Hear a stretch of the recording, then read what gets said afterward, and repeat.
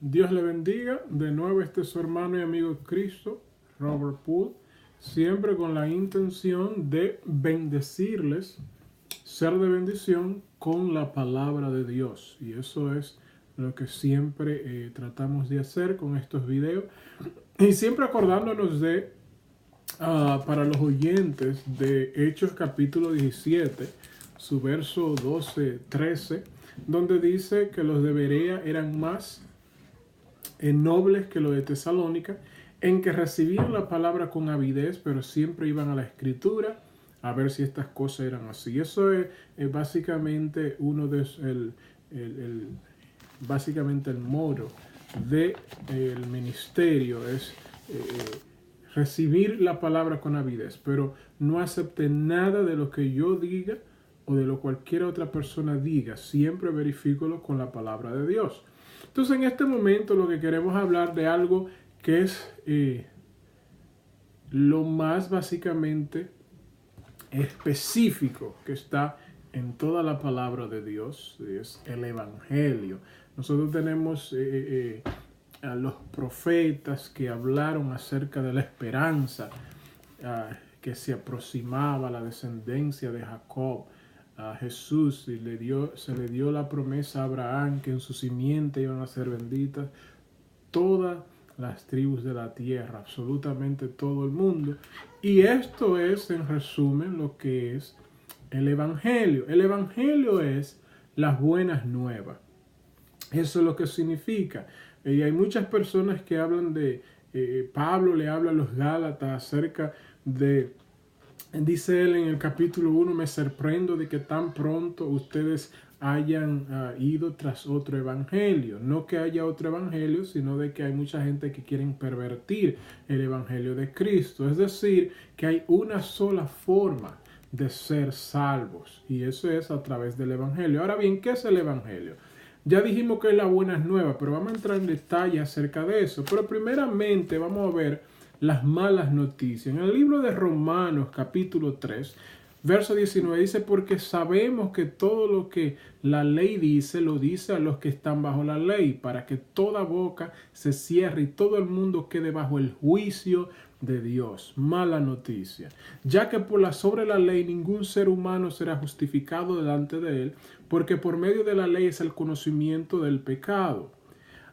Y dice el verso 23, por cuanto todos pecaron y están destituidos de la gloria de Dios. Entonces, una y otra vez en Romanos, sus primeros capítulos, vemos la palabra, escritura, lleno de malas noticias, y concluye realmente esto donde dice, por cuanto todos pecaron, todos están destituidos de la gloria de Dios. Eso es terrible, realmente eso es tremendo, porque está hablando de una destitución total de todo ser humano, porque todo el mundo pecó.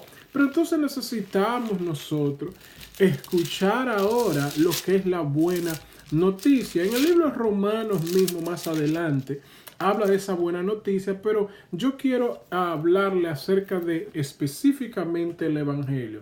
1 Corintios capítulo 15, en estos primeros versos vemos el Evangelio totalmente descrito. Dice el verso 1, además os declaro, hermano, el Evangelio que os he predicado, el cual también recibisteis, en el cual también perseveráis. Pablo está hablando aquí acerca del evangelio que se ha predicado. Dice que fue básicamente el que él le dio. Dice, por el cual asimismo, si retenéis la palabra que os he predicado, sois salvos, si no creísteis en vano. Al 3, porque primeramente os he enseñado lo que asimismo recibí. Ahora, a partir de esto, se va a declarar qué es el Evangelio, qué es realmente. Cuando una persona dice, voy a predicar el Evangelio de Cristo, todo esto, ¿qué realmente está diciendo? Aquí lo dice, que Cristo murió por nuestros pecados conforme a las Escrituras. Primer paso. Y que fue sepultado y que resucitó al tercer día conforme a las Escrituras. Eso es el Evangelio. Hay personas que quieren mezclar diferentes cosas a esto, pero realmente esto es el Evangelio. Now, hay más beneficios que vienen con el Evangelio. Por ejemplo, nosotros podemos ser sanos por sus llagas, fuimos curados, tenemos liberación.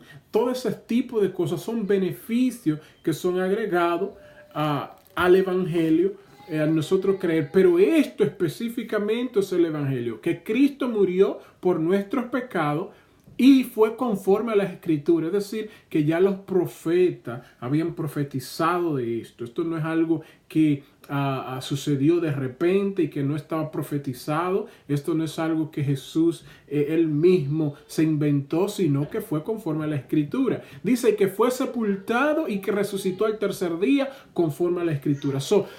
La muerte de Jesús, su crucifixión, obviamente era necesaria. La palabra de Dios nos dice en el libro de los Hebreos que sin derramamiento de sangre no hay perdón de pecado, de manera que su muerte era necesaria. Sin embargo, no hubiese significado absolutamente nada si no fuese por su resurrección. La resurrección es completamente importante en el esquema de lo que es el Evangelio, porque muchas personas han muerto por sus pueblos, muchas personas han dado vida sus vidas por muchas personas, pero solamente Cristo resucitó. Y más luego Pablo nos dice que si Él no hubiese resucitado, entonces vana es nuestra esperanza, vana es nuestra fe, y entonces somos realmente dignos de conmiseración, porque estamos aún muertos en nuestros delitos y pecados.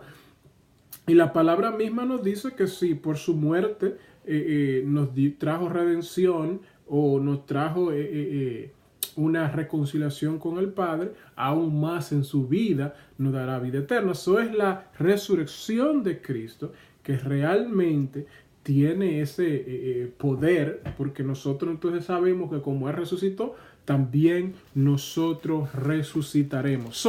Ese es el Evangelio. Amén. Now, ahí está descrito el Evangelio, su muerte y su resurrección. Now, ¿qué hace eso para nosotros como buena noticia? En Romanos capítulo 10, dice el verso 9, si confesares con tu boca que Jesús es el Señor y creyeres en tu corazón que Dios le levantó de los muertos, serás salvo. Esto es lo que nos está diciendo de parte de nosotros con relación a su muerte y su resurrección. La muerte y la resurrección de Cristo, Él la hizo para nuestra salvación. Él hizo su parte. Los calvinistas te dirían que ahora Él mismo te va a traer aún contra tu voluntad en lo que se llama la gracia irresistible, pero eso no es lo que la Biblia detalla.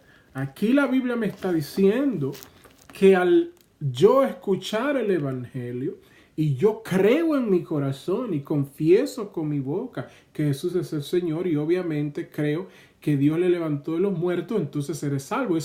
Entonces, la muerte y resurrección de Cristo, con mi fe puesta en Él, es lo que entonces actúa en mí, o haz en mí la salvación. Dice, porque el corazón se cree para justicia, pero la boca se confiesa para salvación.